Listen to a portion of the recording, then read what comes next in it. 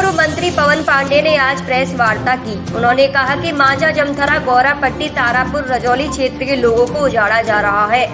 इसमें स्थानीय भूमाफिया और कुछ अधिकारियों की मिली भगत है। सभी पीड़ित भूतपूर्व फौजी हैं, उनको उजाड़ा नहीं जाना चाहिए। बता दें कि गत दिनों जनपद के प्रशासनिक अधिकारियों ने इस क्षेत्र को जलमग्न दिखाकर बहुत से प्लॉटों और घरों को जेसीबी से गिरा दिया था, जिसके चलते लोग परेशान हैं। उनकी सुनवाई नहीं हो रही है, जबकि सब लीगल वासी और घर बनाकर यहाँ रहते हैं। पांडे ने कहा कि इनको लीगल नोटिस दिया जाना चाहिए था। अगर इनको उजाड़ा जा रहा है तो इनकी जमीन की कीमत भी दी जानी चाहिए। उन्होंने कहा कि भाजपा सरकार में फौजी परिवार का उत्पीड़न हो रहा है, यह उत्पीड़न बंद होना चाहिए। प्रेस वार्ता के दौरान दर्जनों पीड़ित परिवार भी उपस्थित रहे और अपना दुख दर्द बयां किया। कहा कि हमारी सरकार नहीं सुन रही है और न ही स्थानीय अफसरान सुन रहे हैं। अधिकारी भी बेलगाम है, सभी पीड़ितों के अधिकारी नहीं सुन रहे हैं। हमें सरकार व प्रशासन न्याय दे। तारापुर रजौली गौरापट्टी रतिया 3-4 दिन पूर्व योगी सरकार के अधिकारियों द्वारा बुलडोजर चलाकर कई मकानों को, कई बाउंड्रियों को गिरा दिया गया, ध्वस्त कर दिया गया। मुझे इस बात को कहते हुए बहुत पीड़ा है, दुख है। शांत रहिए। तो कहते हुए बहुत पीड़ा भी है, दुख भी है, और मैं खेद भी व्यक्त कर रहा हूं कि 70% प्लाट और जमीन उन लोगों के हैं जो इस देश की सेवा करते हैं, जो सैनिक हैं।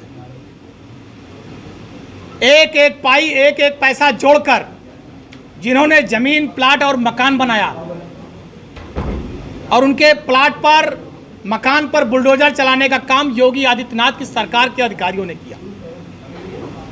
मैं सिर्फ ये कहना चाहता हूं कि जिन भूमाफियाओं और अधिकारियों के गठजोड़ से ये काम हुआ है, योगी सरकार को उन पर कार्रवाई करनी चाहिए।